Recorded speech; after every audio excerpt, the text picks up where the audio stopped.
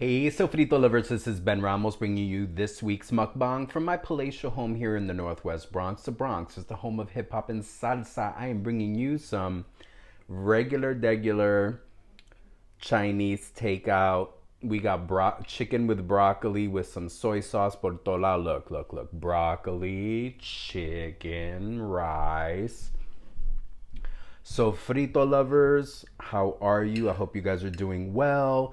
I apologize. My first apology of 2022 for not bringing any videos to your lives last week. But last week was a really hectic week, you guys. My boss, my director, had to take the week off due to the you know what. She needed to isolate and get better. And I was running program, doing her job, my job, all the jobs. And I would get home at night exhausted and just not at all in the mood to film. So my first apology of 2022, there'll be various, trust me. Let me stop, I'm mixing the food around. Let me stop playing around and have some pollo, some chicken.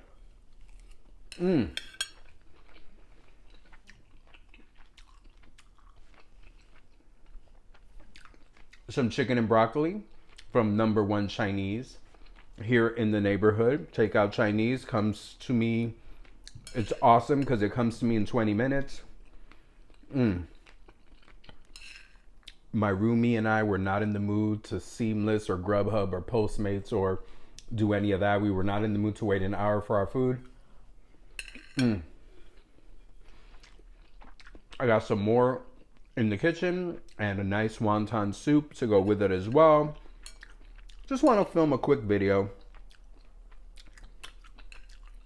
Touch base with the fam. What's up, Sofrito lovers? I hope you guys are doing well. I'm good.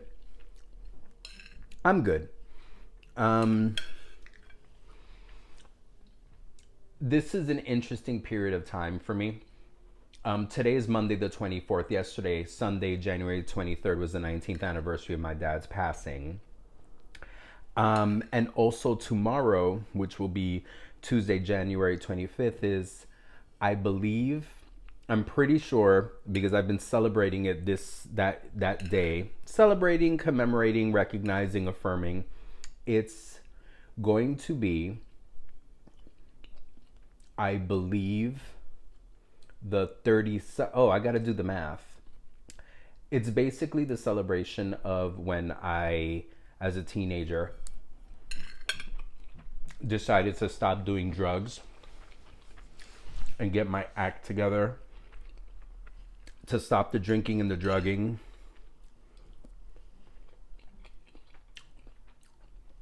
Some of you who've been on the page, oh my God, like this is a page, the channel, for a long time, have heard me speak about my wild high school teenage years. Did a lot of drinking, drugging, a lot of dangerous, self-destructive,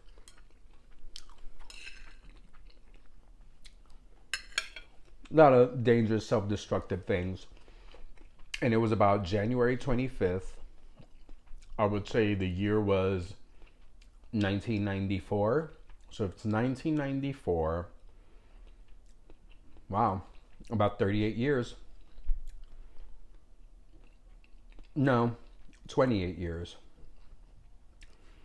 of me getting my life together,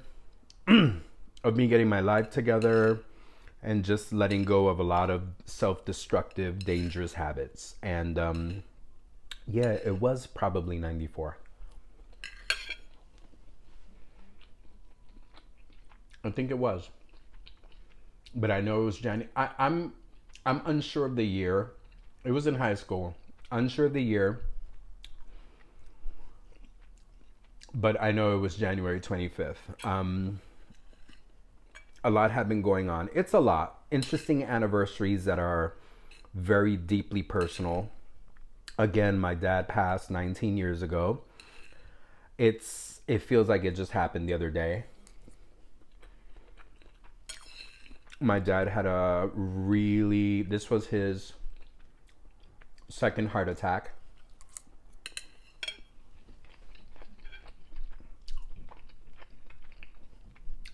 He had had his second heart attack on Monday, January 20th, and on Thursday, January 23rd, 2003, he passed on.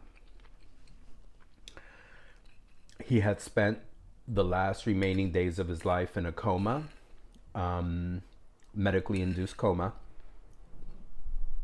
to kind of minimize the trauma because of everything that was happening to his body.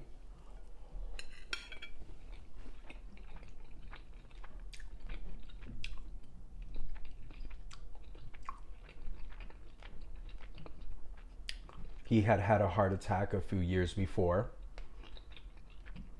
That was a heart attack that forced him to retire, to take it easy. My father was a workhorse. That's where I get it from. That's where all of us get it from in my family. My father worked very hard every day. Literally every day. I've mentioned this on the channel before. My father owned a bodega. For those of you who don't know what bodega means,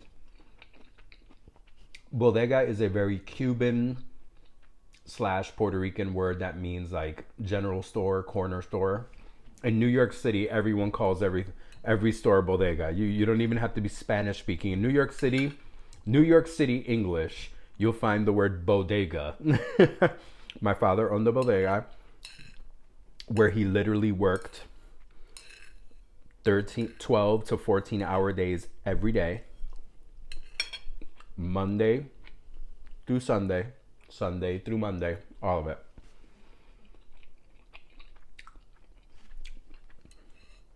His first heart attack was the sign that we're going to stop working, enjoy pensions, enjoy life, enjoy retirement. And a couple of years later, he had the second one. And I lost my dad a month after turning 25. I still say I lost my dad young.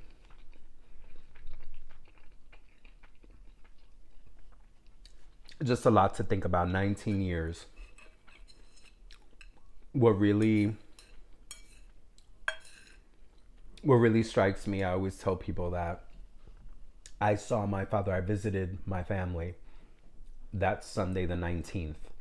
And I kind of didn't want to go visit. I was kind of tired. It was Sunday. I was like, I got a million other things I could be doing except hanging out with my family.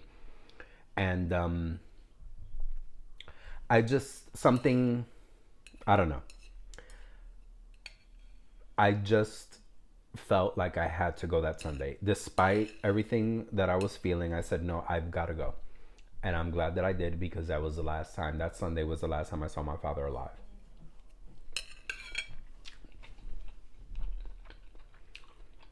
So it isn't the easiest period of time. 19 years. Again, it's weird to say I lost my father young. I was 25 and I was a young adult. I'm not like, I've known adolescents and elementary school kids that have lost their dads. They've lost their dads young.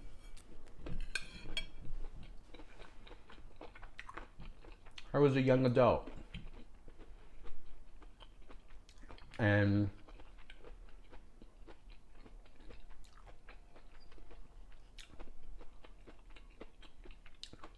it's a lot, I wish my father had seen, what became of me. I wish my father could have met David. I wish my father could have seen my nephews grow up into the extraordinary men they are. My father loved his grandkids.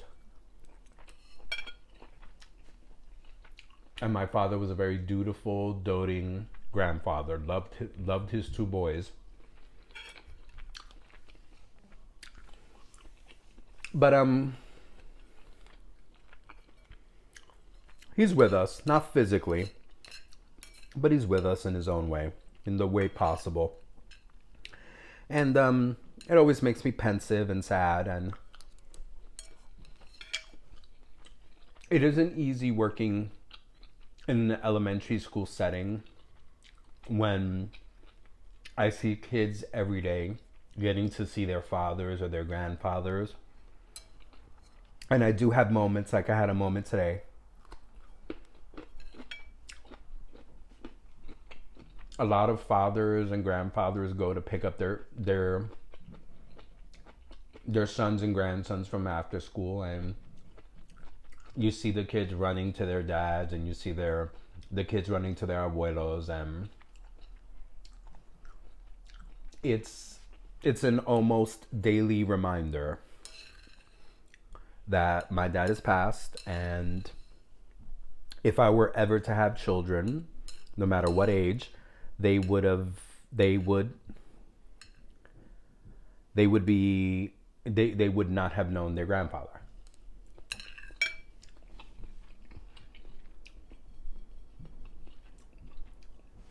It's a very sobering and sad reminder. But he's at peace.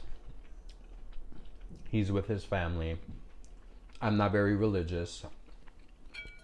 I have a perspective on an afterlife, but it's not based on any religiosity. Um, I like to think that, you know, energy can neither be created or destroyed. And I think what makes us human, that special thing that still can't be explained biologically, how consciousness is so much greater than the sum of its parts. I like to think that energy transforms and is channeled in another way outside of the physical. Some people call it spirit, soul, life force, whatever. I like to think that there is a next step in our evolution, in our personal evolution. I don't necessarily believe that death is the end. Maybe it's an end of a biological process. But all of this, it transforms, it goes somewhere else. I like to think my father is still with us in some degree. You know, it's it's rough. It's hard. And just to think that next year, 2023, will be the 20th anniversary. So much of my life lived. Nearly half of my life lived without my dad. So it's rough. But it's a good reminder. The classic cliche, it's a good reminder to appreciate the things you have now while you have them. It's true. It is. You know, cliches are cliches for a reason.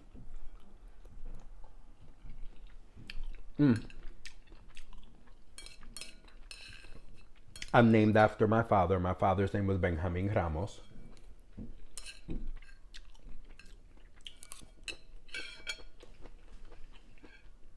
Yes, I am a junior. I was never really called junior growing up, but yes, I am a junior. And off of the topic of my dad, it also, the anniversary, January 25th, me getting my life together, of me stopping the drugs and the partying and the self-destructive behavior, the drinking, having lots of sex with people I did not know in very dangerous and risky ways, especially since it was the 90s, in the middle of the AIDS crisis. So I am very lucky that I never caught anything, thank God. Believe it or not, with all the insanity that I was involved in and things that I did, you know, STD, STI free. I think it's a miracle. But that was high school. I was working through a lot of things. Pain, trauma, just a lot. abuse, neglect, emotional, physical abuse and neglect. It was a lot. It's two crazy anniversaries. But you know, we move on, we persevere, we learn, we draw strength from it, we draw lessons from it, we draw inspiration from it, and we move forward. Oh my gosh, sofrito lovers, I'm actually finishing a plate of food in front of you. That's incredible. You guys know me. I usually finish off camera, but I'm actually finishing it. See? All things are possible. So frito lovers, just talking and touching base.